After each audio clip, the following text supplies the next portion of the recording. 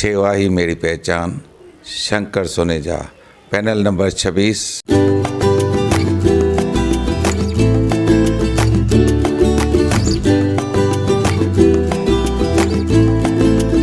सेवा ही मेरी पहचान, शंकर सोनेजा, पैनल नंबर 26।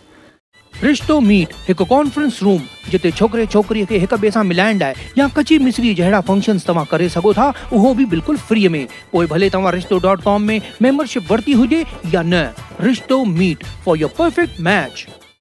नमस्कार, मैं राजेश दलवानी। आप देख रहे उल्लास लाइन बुलेटिन। शहर की ताज़ा खबरें देखने के लिए हमारे न्यूज़ चैनल को जरूर सब्सक्राइब करें।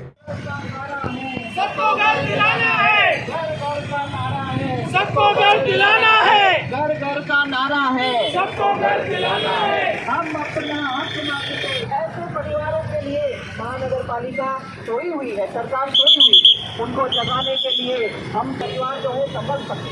जो गुजर गया, जिनकी मृत्यु हो जाती है, क्या सरकार उनको वापस ला सकती है? नहीं ला सकती, वो नहीं ला सकती है। वो कहाँ जाएंगे लोग जो बेघर होंगे? आपको और हमें, आपको और हम इसलिए आज मोर्चे में आ पाए हैं। लेकिन जिस हमें हमारी शब्द अगर गिर जाए, क्या हम और नौजवान लड़की जो है वो गुजर जाती है। मैं आपको बता दूं, जो लड़की की मृत्यु हो गई, जिस बच्ची की, उसकी शादी होने वाली थी, उसका क्या कसूर था? यार क्यों सोई हुई है? रातों रात पता चलता है कि 20 के 20 परिवार बेघर हो चुके हैं। पूरी बिल्डिंग खाली कराई जाती है, लेकिन वो कहाँ जाते हैं? रिश्तेदारों के घर भीख मांगते हैं कि हमें रहने दीजिए। ऐसी हालत हमारे शहर में है। धोखाधयक इमारतों के विषय को लेकर आज स्वच्छगिरी फाउंडेशन की तरफ से कई मांगों को लेकर गोल मैदान साधु वासवानी जी के स्टैचू से लेकर उल्लासनगर मनपा मुख्यालय तक मोर्चा निकाला गया, जहां इस मोर्चे में स्वच्छगिरी फाउंडेशन के पदाधिकारियों के साथ ऐसी इमारतों के रहवासी और शहर की जनता भी साथ में दिखी। उल्लासनगर शहर में इन दिनों सबसे ज्वलंत मुद्दा धोखाधयक इमारतों का है, जहां आए दिन शहर में इमारतों के स्लैब गिरने से लोगों की दर्दनाक मौतें हो रही हैं। प्रशासन और प्रशासन केवल तमाशाबीन बना हुआ है। पिछले 1 महीने के अंतराल में 3 इमारतों के हादसे के चलते 6 लोगों ने अपनी जान गंवाई है और कई लोग बेघर हो चुके हैं। आइए जानते हैं आज के इस मोर्चे को लेकर स्वच्छगिरी फाउंडेशन के अध्यक्ष एडवोकेट राज चांदवानी जी क्या बता रहे हैं। देखिए, हमारी संस्था ने, स्वच्छगिरी फाउंडेशन ने काफ़ी सालों से धोखाधयक इमारतों के विषय में हमने मोर्चा या बहुत सारा स्ट्रगल किया है। धोखाधयक इमारतों के लिए हम 2019 में भी हम महानगर पालिका पर मोर्चा निकाला था। 24 फरवरी 2020 को हम मंत्रालय जा चुके हैं। हम यहाँ से 300-400 लोग जाकर मंत्रालय में हमने धरना दिया था।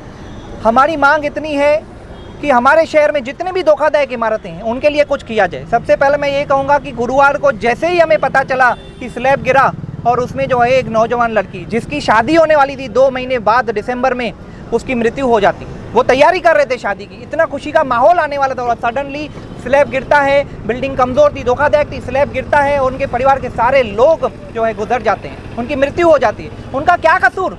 उनका क्या कसूर?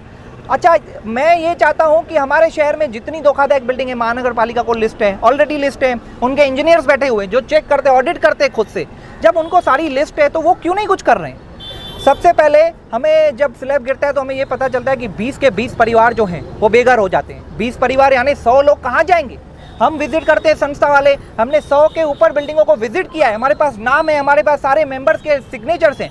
वो कहते हैं कि हम रिश्तेदार को हम फ़ोन करके बोलते हैं हमारे घर, अपने घर रहने दीजिए। ऐसी कंडीशन है हमारे। और ये आपदा नहीं है क्या? ये डिज़ास्टर नहीं है हमारे शहर में? और ये जो हमारे ये मानस टावर का हुआ, उसके बाद सबको धक्का लगा है, उसके बाद सबको शॉक। संस्था की मांग क्या है अभी? हमारे संस्था की मांग ये है कि जितनी भी बिल्डिंग है सबकी फ्री ऑडिट स्ट्रक्चर होनी चाहिए। ऑडिट स्ट्रक्चर यानी हमारे जैसे हमारे सोनोग्राफी कैसे होती है शरीर की, वैसे हमें ये पता चलेगा कि ये बिल्डिंग जो है तुरंत गिरेगी। ये पता चल गया, फिर महानगर पालिका उनको खाली करवा के, वो बिल्डिंग को खाली करवा के ट्रांजिट कैंप में रहने को दीजिए। 1 साल 2 साल जो भी आप कर सकते हैं, तब तक वो संभालने का उनको मौका मिलना चाहिए। ये दूसरी मांग।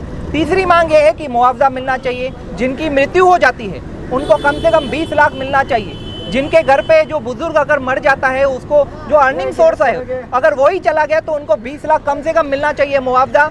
दूसरा, जो लोग बेघर होते हैं 20 परिवार, एक एक परिवार को 5 से 10 लाख मिलना चाहिए। ताकि वो अपना गुजारा कर सके, संभल सके। ये हमारी 3 मांगे हैं। और मैं एक चीज़ और कहना चाहूँगा, ये कानून में प्रावधान है।